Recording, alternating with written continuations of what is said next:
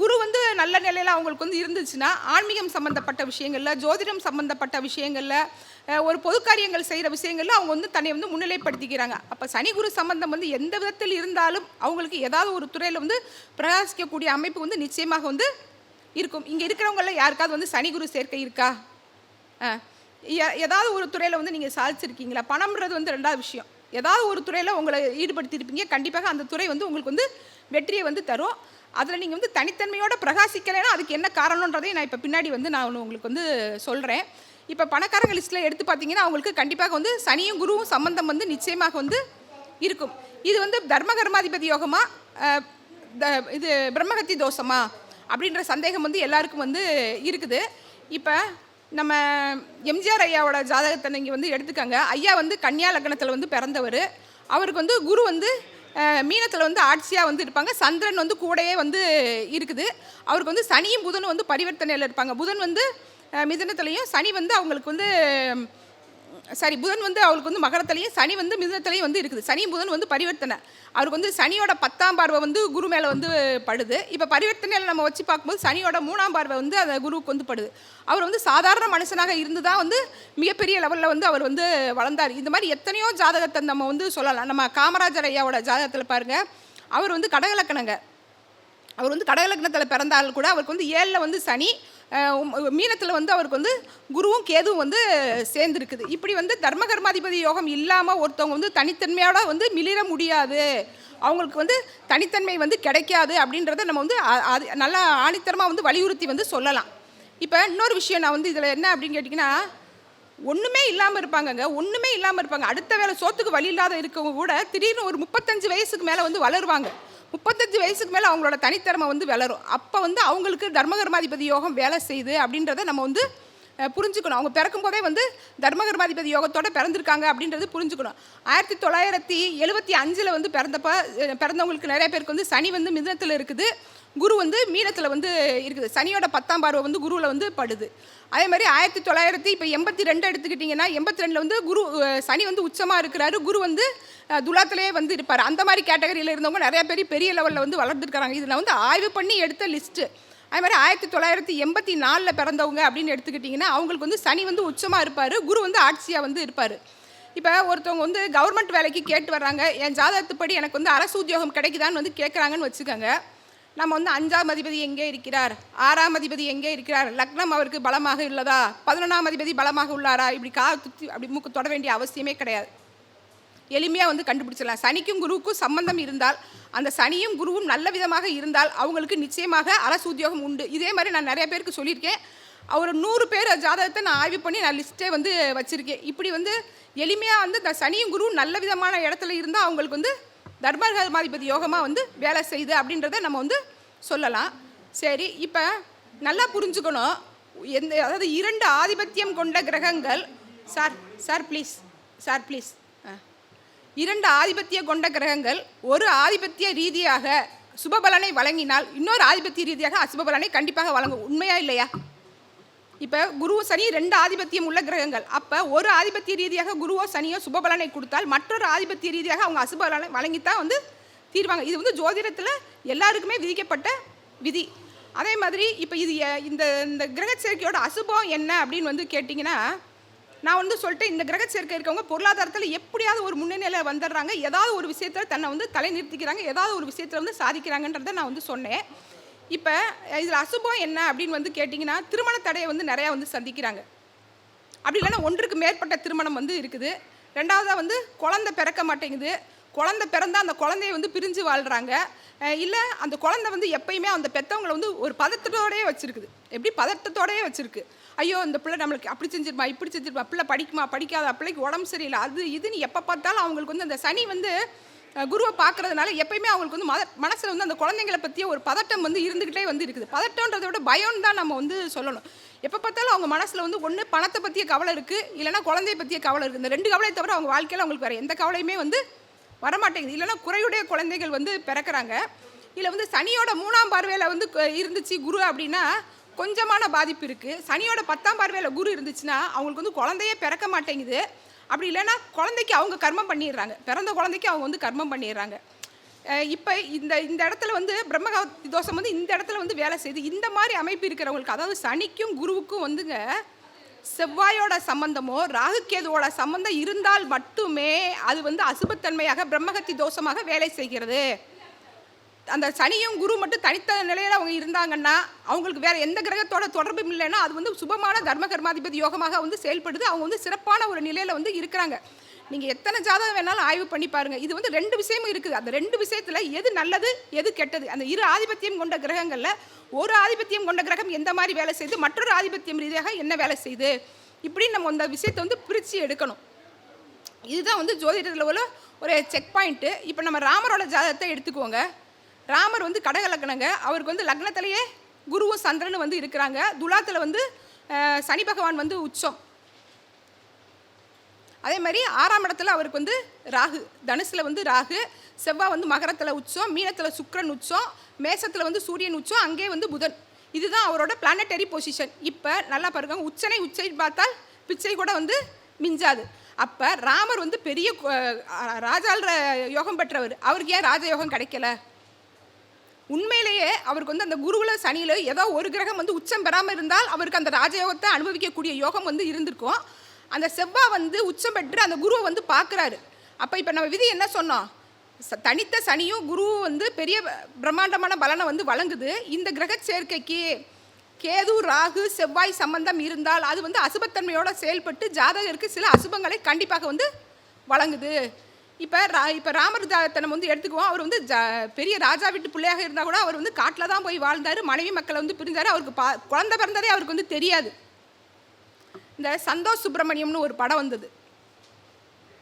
அந்த படத்தில் அப்பா என்ன பண்ணுவார், பிரகாஷ்ராஜ் தன்னோட மகனை வந்து மானிட்டர் பண்ணிகிட்டே இருப்பார். அவர் பேர் ஜெயம் ரவி. அவரை வந்து மானிட்டர் பண்ணிக்கிட்டே இருப்பார். காலையில் எந்திரிச்சு அவர் சாப்பிட்றதுலேருந்து இந்த ட்ரெஸ் தான் இன்றைக்கி போடணும், இன்ன சாப்பாடு தான் இன்றைக்கி சாப்பிட்ணும், நீ இன்ன படிப்பு தான் நீ வந்து படிக்கணும், நான் சொல்கிற பொண்ணை தான் நீ வந்து கெட்டணும், நான் சொல்கிற இடத்துக்கு தான் நீ போகணும், நான் சொல்கிற ஃப்ரெண்டு கூட தான் நீ வந்து பழகணும்.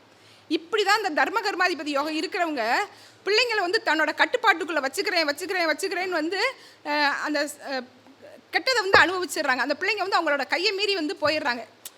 ஒரு ஒரு கட்டை வந்து நம்ம வந்து அதிகமாக வந்து கட்டும்போது அது என்ன செய்யும், ஆட்டோமேட்டிக்காக வந்து வெடித்து அதாவே வந்து கட்டு வந்து விடுபட்டு வந்து போயிடும். இதுதான் அந்த ரூலு. இப்போ நம்ம அவங்களுக்கு வந்து சனிங்கிறது வந்து கர்மா, சனிங்கிறது வந்து அவங்களோட தொழில், குருங்கிறது வந்து பணம். அப்போ சனிக்கும் குருவுக்கும் சம்மந்தம் இருக்கிறவங்க எப்படியாவது சம்பாதிக்கிறாங்க, எந்த லெவல்லையாவது வந்து சம்பாதிக்கிறாங்க. சம்பாத்தியன்றது அவங்களுக்கு என்னைக்கெல்லாம் இருந்தாலும் அவங்களோட ஜாதக ரீதியாக அந்த கிரக சேர்க்கைக்கு தகுந்த மாதிரி இருக்குது. ஆனால் இது வந்து சுபமாக அவங்களுக்கு எப்படி வேலை செய்யுது அப்படின்னா, பொருளாதார ரீதியாக மட்டும் சுபமாக வந்து வேலை செய்யுது. குழந்தைன்ற விஷயத்துலேயும் மனைவின்ற விஷயத்துலேயும் அவங்களுக்கு வந்து தப்பு பெரிய லெவலில் வந்து நடக்குது. ஒன்று, அவங்க வந்து தவறான வழிக்கு வந்து போயிடுறாங்க, தன்னோட ட்ராக்கை விட்டு தவறான வழியில் போயிடுறாங்க. ஏதாவது ஒரு மாட்டு பெண் கூட வந்து போகிறது அந்த மாதிரி வந்து போயிடுறாங்க. இப்போ பிரம்மகத்தி தோஷத்துக்கு என்ன விதி சொல்கிறாங்க? காசு காமம் சொத்து, இந்த 3 விஷயத்தில் தானே பிரம்மகத்தி தோஷம் வந்து வருது. காசு காமம் சொத்து, இந்த 3 விஷயம் இல்லாமல் எந்த பாதிப்புமே ஜோதிட உலகத்தில் நம்ம வந்து சொல்லவே முடியாது. ஒன்று காசால் பிரச்சனை வரணும், காமத்தால் பிரச்சனை வருது, இல்லைனா சொத்தால் பிரச்சனை வருது. நீங்கள் எத்தனை விதமான யோகத்தை ஜோதிடத்தில் நீங்கள் வந்து எடுத்து பாருங்க. அந்த அத்தனை விதமான யோகத்தில் இந்த 3 பின்னணி தான் வந்து இருக்குது. அப்போ இந்த 3 பின்னணியை மட்டும் நம்ம வச்சுக்கிட்டு ஒரு ஜாதகத்தை வந்து நம்ம வந்து ஆய்வு பண்ணும்போது அதில் வந்து ஒரு ப்ளஸ்ஸும் இருக்கும், ஒரு மைனஸும் வந்து இருக்கும். இதில் வந்து நிறையா ஜோதிடர்கள், நம்ம ஜோதிடர்களுக்குள்ளேயே இது வந்து முரண்பட்ட கருத்துக்கள் வந்து இருக்குது. எல்லாமே அவங்கவுங்களோட அனுபவ ரீதியாக அவங்கவுங்களுக்குன்னு என்ன ஆய்வு கிடச்சதோ அதைத்தான் வந்து அவங்க வந்து சொல்கிறாங்க. யாரையும் நம்ம வந்து குறை சொல்கிறதுக்காக இந்த இடத்துல வந்து நம்ம வந்து நிற்கலை. ஜோதிடர் வந்து நம்ம வந்து நம்மளோட கருத்துக்களை வந்து பகிர்ந்துக்கிற இடம் தான் வந்து இது. அப்படி பார்க்கும்போது இது வந்து பொருளாதார ரீதியாக நிச்சயமாக ஒரு பிரம்மாண்டமான வளர்ச்சியை வந்து கொடுக்குது. பெரிய பெரிய அம்பானி எவ்வளோ பெரிய ஜாதகமாக வந்து நீங்கள் எடுத்து பாருங்கள், எல்லா ஜாதகத்துலேயும் கண்டிப்பாக இந்த குரு சனி சம்பந்தம் வந்து உள்ளது. இது வந்து லக்ன ரீதியாக இப்போ ஒருத்தர் வந்து மேச லக்னம் எடுத்துக்காங்க, அவருக்கு வந்து லக்ன ரீதியாக பார்க்கும்போது 9 குடையவன் 10 குடையவராக வந்துடுறாரா குரு சனியா? அப்போ இயல்பாகவே இது வந்து காலபுருஷ ரீதியாகவும் அவங்களுக்கு 9 10 குடையவனாக வேலை செய்யுது. அவங்க ஜாதக ரீதியாக 9 குடையவனும் 10 குடையவனாக வந்து வேலை செய்யுது. ரிஷப லக்னத்தை எடுத்துக்காங்க, அவங்களுக்குமே இது வந்து 9 10 தான் வந்து வேலை வந்து செய்யும். இதே மாதிரி இப்போ மிதுன லக்னத்தை எடுத்துக்கிட்டிங்கன்னா அவரே வந்து அட்டமாதிபதியாகவும் வருவார். சனியை பொறுத்த வரைக்கும் அவரே வந்து அட்டமாதிபதியாகவும் வருவார், உங்களுக்கு பாக்கியாதிபதியாகவும் வந்து வருவார். குருவை பொறுத்த வரைக்கும் அவரே வந்து பாதகாதிபதியாகவும் வருவார், அவரே வந்து தொழில் ஸ்தானாதிபதியாகவும் வந்து வராரு. இப்படி 2 ஆதிபத்தியம் கொண்ட கிரகங்களை பார்க்கும்போது அஷ்டம பாதக ஸ்தானத்தோட தொடர்பு பெற்றால் நல்லா கேட்டுக்கணும். அஸ்தம பாதகத்தோட தொடர்பு பெற்றால் நிச்சயமாக அது வந்து ஒரு 50% வந்து அவங்களுக்கு வந்து ஒரு தாழ்ச்சியை கொடுக்குது. ஒரு 35 வயசு வரைக்கும் அவங்க வந்து முன்னேற மாட்டேன்றாங்க. ஏன் முன்னேற மாட்டேன்றாங்க அப்படின்னு கேட்டிங்கன்னா, அந்த குருவையும் சனியையும் வந்து எத்தனை கிரகங்கள் வந்து அவங்க ஜாதகத்தில் தொடர்பு கொள்ளுதோ அந்த தசா வருடத்தை நீங்கள் கூட்டுங்க. அத்தனை வயசுக்கு மேலே தான் அவங்களுக்கு வந்து வளர்ச்சி. இப்போ ஐயா ஒரு வார்த்தை சொன்னார், 70 வயசுக்கு மேலே தான் எனக்கு வந்து வளர்ச்சின்னு வந்து சொன்னார். அப்போ அவரோட ஜாதகத்தில் எந்தெந்த கிரகங்கள் வந்து அந்த சனியையோ குருவையோ வந்து தொடர்பு கொள்ளுதுன்றதை வந்து சனினா வந்து தொழில். அப்போ சனியில் வந்து நீங்கள் வந்து சனியை வச்சு நீங்கள் வந்து முன்னேறணும், சனி உங்களுக்கு வந்து சப்போர்ட் பண்ணணும், உங்கள் ஜாதக ரீதியாக நீங்கள் வந்து முன்னேறணும் அப்படின்னா சனி உங்களுக்கு வந்து நல்லா இருக்கணும். அந்த சனி கூட என்ன கிரகம் வந்து சேர்ந்துருக்கு? சனி கூட கேது சேர்ந்துருந்தா சுயதொழிலில் வந்து ஜெயிக்க முடியுமா? சனியோட ராகு சேர்ந்துருந்தா சுயதொழிலில் வந்து அவங்க ஜாதக ரீதியாக வந்து அவங்க வந்து ஒரு அசுபத்தோட நோக்கி தான் அவங்களே வந்து ஆட்டோமேட்டிக்காக வந்து போயிடுறாங்க. அப்போ சனியோட வருடத்தையும் குருவோட தசா ஆண்டுகளையும் வந்து கூட்டும்போது 35 வருஷம். இந்த 35 வருஷத்துக்கு அப்புறம் யாரெல்லாம் வளர்ந்தாங்கன்னு வந்து பாருங்கள். அதில் வந்து செவ்வாய் சேர்ந்துருந்தா கூட ஒரு 7 வருஷத்தை நீங்கள் கூட்டிக்கோங்க. 42 வயசுக்கு மேலே அவங்களுக்கு வளர்ச்சி வரும்.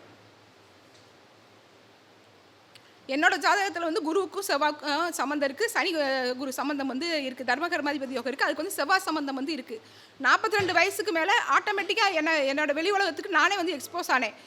அது வரைக்கும் வந்து எனக்கு வந்து சமைக்க தெரியுங்க, நல்லா சாப்பிட தெரியும். அதுக்கு ஆதாரம் வந்து அந்த அண்ணா தான். அவர் தான் இன்றைக்கி எனக்கு கார் ஓட்டிகிட்டு வந்தார். நான் 42 அதாவது ஜோதிடம் படித்தேன்.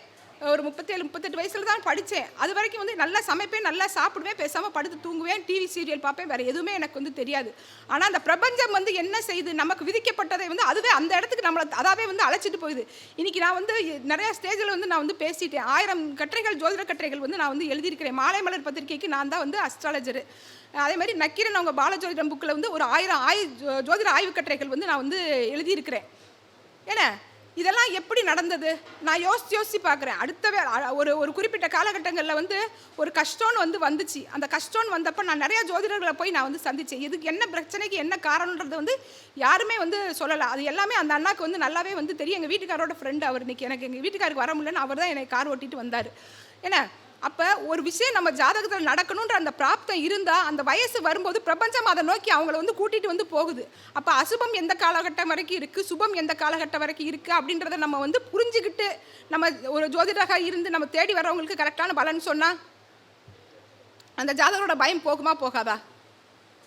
இந்த காலகட்டத்தில் நீங்கள் வந்து ஆணித்தரமாக முன்னேறுவீங்கன்னு நம்ம வந்து ஆணித்தரமாக நம்மளால் வந்து சொல்ல முடியும். ஒரு டாக்டருங்க எங்களுக்கு வந்து அவர் தான் வந்து ஒரு சின்ன சின்ன வியாதிகளுக்கு பார்ப்பார். ஒரு சளி காய்ச்சல்னு அவர் வந்து என்கிட்ட நான் கிட்டத்தட்ட இப்போ ஒரு 13-14 வருஷமாக அந்த ஃபீல்டில் இருக்கேன்.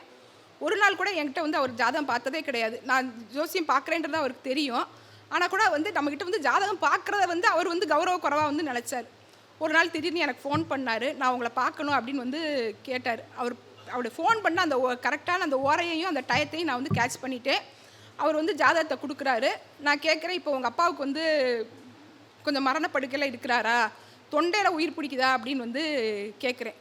அவர் வந்து நாங்கள் இதை கண்டுபிடிக்கிற தொண்டையில் ஃபால்ட்டால் நிற்கிதா அப்படின்னு வந்து நான் வந்து கேட்குறேன். நாங்கள் இதை கண்டுபிடிக்கிறதுக்கு 1 லட்சம் செலவு பண்ணி இப்போ தான் நாங்கள் கண்டுபிடிச்சிருக்கோம், தொண்டையில் ஃபால்ட்டு அப்படின்னு வந்து நாங்கள் கண்டுபிடிச்சிருக்கோம் அப்படின்னு வந்து சொன்னாங்க. நீங்கள் ஒரு 1000 ரூபாய்க்கு நீங்கள் வந்து இவ்வளோ இந்த விஷயத்தை வந்து புட்டை அப்படியே வச்சுட்டீங்க, வந்த உடனே அடுத்த செகண்ட் நீங்கள் வந்து சொல்லிட்டீங்க அப்படின்னு வச்சுருக்கீங்க. அவருக்கு வந்து மகர தனுசு லக்கணம், அவருக்கு வந்து அட்டமாதிபதி சந்திரன் வந்து கும்பத்தில். அப்போ அவர் ஜாதக ரீதியாக 3ஆம் இடம் வந்து கழுத்து தொண்டை. அப்போ அங்கே வந்து அட்டமாதிபதி எந்த இடத்துல நிற்கிறாரோ அந்த வழியே தான் ஒரு ஜாதகரோட இறப்பு வந்து நிகழும்.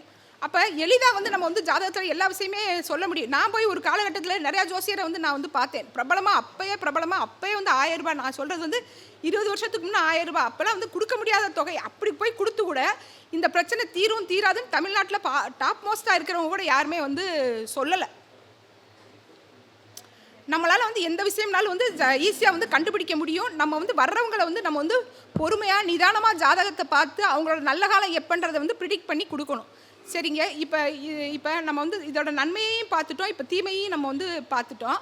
இப்போ சனியும் குரு வந்து 6-8 இருக்கிறாங்க. நிறைய பேர் ஜாதகத்தில் சனியும் குரு வந்து 6-8 இருக்குது.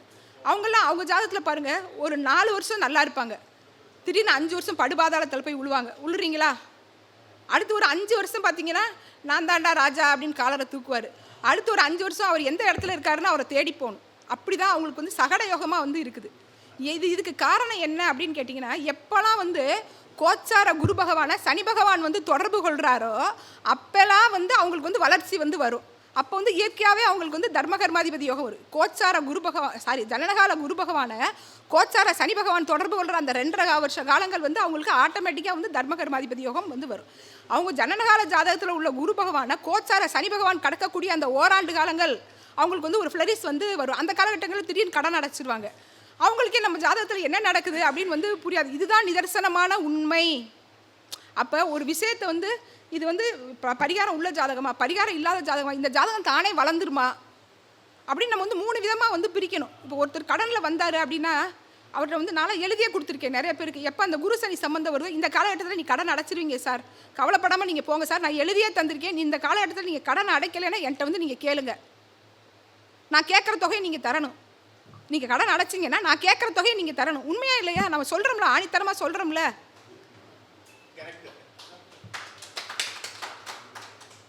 இப்படி வந்து இப்போ உங்களுக்கு கடன் அடையணும் அப்படின்னா கோச்சாரத்தில் உங்களோட குரு பகவானை சனி பகவான் தொடர்பு கொள்ளும் போதும், சனி பகவானை குரு பகவான் தொடர்பு கொள்ளும் போதும் உள்ள காலகட்டத்தை நம்ம வந்து கரெக்டாக பிடிச்சிக்கிட்டு அந்த காலகட்டங்களில் நம்ம வந்து தொழில் ரீதியாகவோ நம்மளோட முயற்சி ரீதியாகவோ நம்ம கடன் அடைக்க முயற்சி பண்ணலாம். பணம்ன்றது வந்து இன்றைக்கி எல்லாருக்குமே வந்து தேவை. அப்போ இயல்பாகவே நம்ம வந்து அந்த தர்மகர்மாதிபதி யோகமான அந்த சனி குரு சேர்க்கையை நம்மளே வந்து ஆக்டிவேட் பண்ணிக்க முடியும்.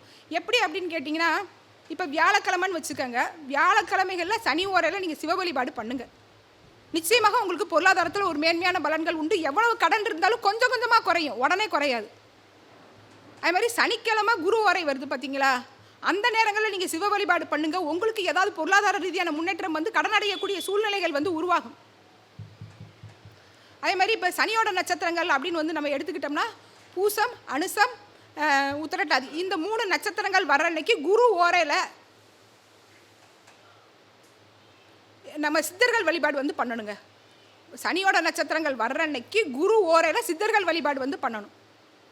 அதே மாதிரி குருவோட நட்சத்திரங்கள் இருக்குது இல்லையா, புனர்பூசம், விசாகம், பூரட்டாதி, இந்த நட்சத்திரங்கள் வர்ற நாட்களில் நம்ம ஆட்டோமேட்டிக்காக வந்து சனி பகவானுக்கு வந்து பஞ்சகவியத்தால் நீங்கள் வந்து அபிஷேகம் பண்ணி பாருங்கள்.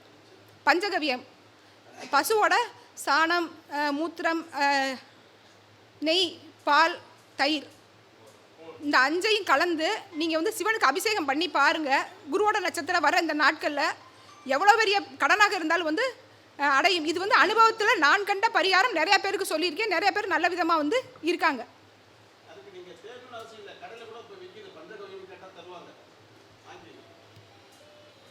இப்போ நான் பேசுனதில் உங்களுக்கு யாருக்காவது டவுட் இருந்துச்சா?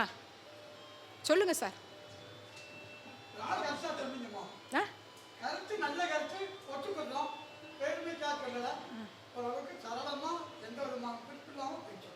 இல்லை, குறிப்பு எடுத்திருக்கேன். ஆனால் நான் பிரம்மரிஷி பட்டம் கிடைச்ச மாதிரி தானுங்கய்யா. நான் இல்லையா, நான் உண்மையிலேயா, நான் வந்து நீங்கள் 3 கருத்தரங்க நடத்தினப்ப மொதல் கருத்தரங்குக்கு என்னோடய ஃப்ரெண்டு கனகாம்பாள் வந்தாங்க, நம்ம கனிமொழி வந்தாங்க, 2வது கருத்தரங்குக்கு இவங்க வந்தாங்க, நம்ம யார் வெங்கடேசன், மீனாட்சி வெங்கடேசன் வந்தாங்க, 3வது கருத்தரங்குக்கு என் ஃப்ரெண்டு மைதிலி வந்தாங்க, 4வது கருத்து நான் அந்த இதை போட்டோ பார்த்துட்டு ஐயோ நம்ம வந்து இங்கேருந்து இவ்வளோ டிஸ்டன்ஸ் இருக்கே, நம்ம போகணுமே அந்த கருத்தரங்குக்கு, நம்ம போகணுமே என் மனசு வந்து சொல்லுது. ஆட்டோமேட்டிக்காக ஹரிபாஸ்கர் எனக்கு வந்து ஃபோன் பண்ணுறாங்க. அப்போ பிரபஞ்சம் வந்து நம்ம கூட வந்து கனெக்டிவிட்டி ஆகுது. நம்மளோட எண்ணங்கள் வந்து விருப்பங்கள் வந்து ஒன்றாக இருக்கும்போது.